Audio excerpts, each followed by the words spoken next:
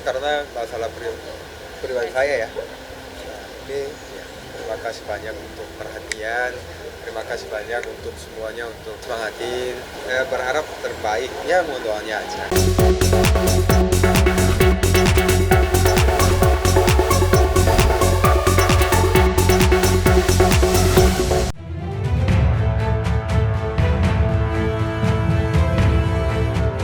Kembali jalani sidang gugat cerai di Pengadilan Agama Jakarta Selatan, Nadehun harus telan pil pahit lantaran tergugat yang tak lain adalah Julia Prastini alias Jule lagi-lagi tak hadir.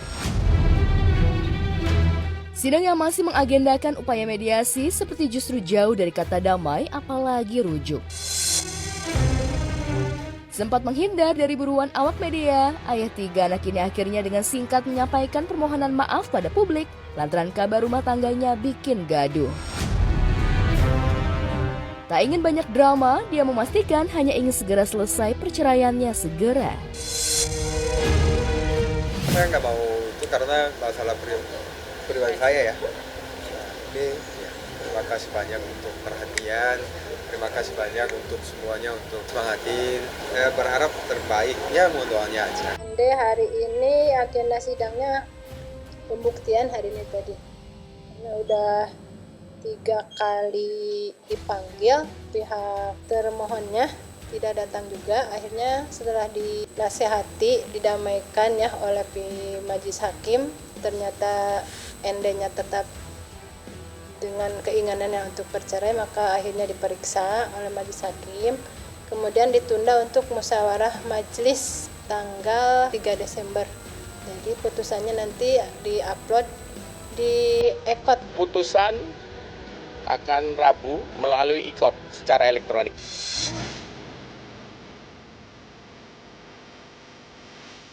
Jika benar absennya Jule akan membuat majelis langsung keluarkan putusan secara e-court, boleh jadi inilah yang diharapkan Dehun.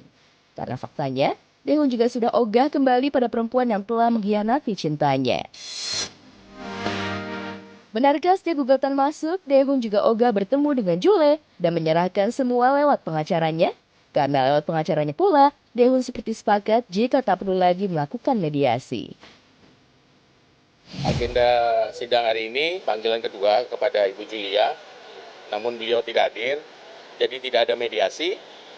Menurut arahan majelis hakim langsung ke pembuktian. Kita dari pihak pemohon tadi telah membuktikan berdasarkan bukti-bukti yang kita ajukan dan saksi yang kita ajukan. Pada intinya kami dari pemohon hanya simpel, cerainya ingin dikabulkan, permohonan cerai talaknya dikabulkan oleh Pengadilan Agama Jakarta Selatan, dan hak asuh ketiga anak jatuh kepada pemohon, namun tetap memberikan akses kepada pihak termohon untuk dapat mengunjungi setiap waktu tanpa syarat apapun untuk memberikan kasih sayang curahannya terhadap ketiga anak tersebut.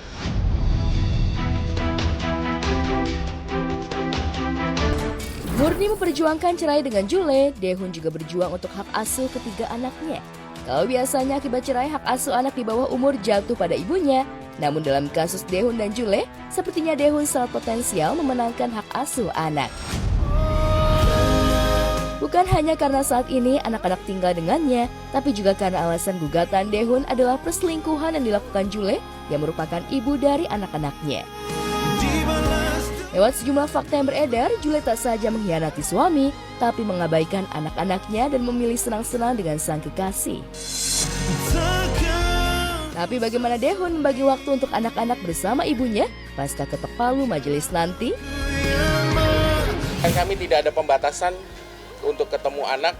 Pemohon Bu Julia mau ketemu kapanpun anak, bermain dengan anak, tetap diberikan. Pak Nadeon tidak ketemu dengan Bu Julia, tapi Bu Julia ingin mengunjungi anak, tidak ada batasan, tetap bisa akses anak-anak. Tak usah diutarakan, teman-teman media sudah tahu sendiri anak lebih dekat ke siapa, lebih nyaman dengan siapa, atau bagaimana, tanpa menyudutkan pihak lainnya.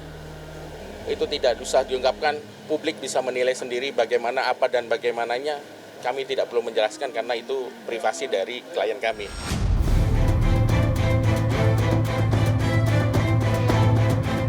Banyak orang berempati pada Nadehun. Sudah dikhianati, masih terbuka untuk Jule dalam urusan anak. Seperti beberapa waktu lalu ketika Jule kedapatan quality time dengan anak-anaknya di playground. Meski publik sinis dengan penampilan Jule saat temani anak, tapi tak sedikit empati untuk Daehun yang memilih diam tapi tak menghalangi anaknya bersama ibunya. Saya tuh tipe orang yang hidup di sekarang, present. Iya. Jadi nggak begitu, di hidup saya nggak banyak yang nyesel. Ikhlas itu kan nerima apa adanya. Benar. Nah, kita nggak bisa atur masa lalu, kita nggak bisa atur masa depan. Nah, kita bisa atur cuma masa ini. Nah, kalau gitu ya kita berusaha semaksimalnya aja. Ya kadang nangis, capek, iya. Kita nerima semuanya.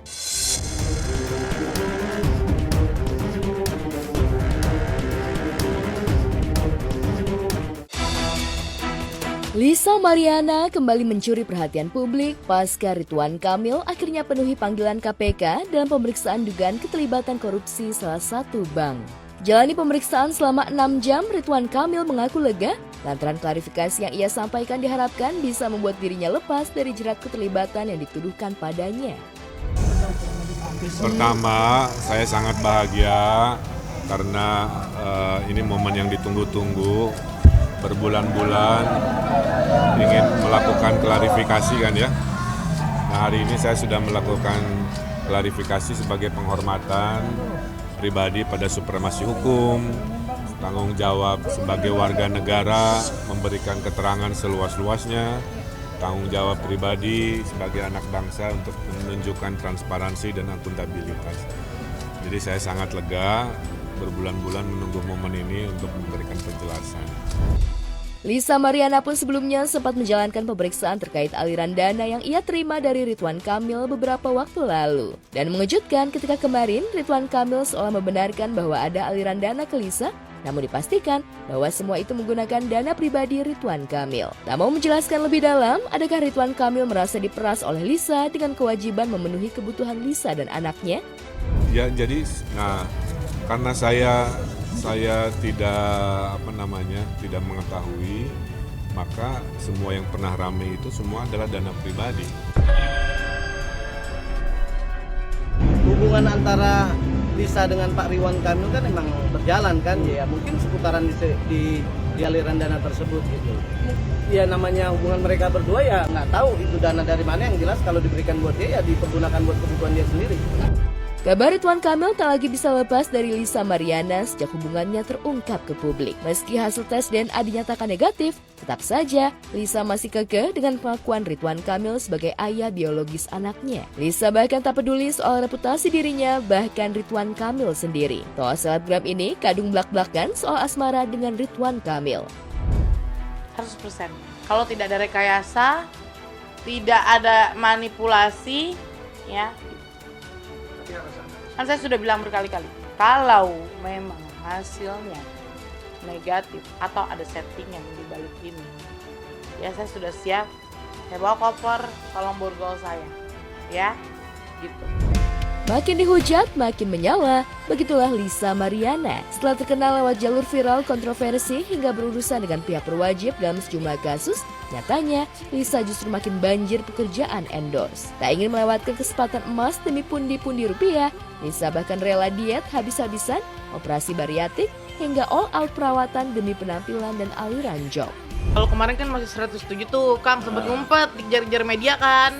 Tapi sekarang agak turun kayaknya ya. Kan bariatrik, potong lambung. Hah? Iya, Dipotong lambungnya? lambungnya dipotong. Terus gimana? Jadi makannya nggak bisa banyak. Jadi makan 2 sendok, Kenyang udah tuh? kenyang, gitu. Tapi nggak ada efek sampingnya? Sejauh ini sih nggak ada, cuman ya nggak bisa liwetan aja, Kang, gitu. Nggak bisa liwetan? Nggak boleh? Emang udah kenyang rasanya. Kalau Lisa sudah banjir job dan makin terkenal, Lisa memang sudah enjoy dengan keadaannya sekarang. Tak lagi ambil pusing dengan kasusnya, apalagi hujatan netizen. Baginya, ini resiko selama anak tak dibawa-bawa. Lisa bahkan pede diri, kini lebih punya banyak fans daripada haters. Sudah berdamai dengan keadaan sekarang ya? Udah berdamai. Lalu cara baca gitu, pernah sakit hati ya? Ya sakit hati kalau udah bobo anak sih, selebihnya bodo amat nih gitu. Oh, suka ada yang bawa anak? Ada yang kalau udah keterlaluan banget di blok, kalau misalnya ya masih ini ya udahlah nggak apa-apa gitu.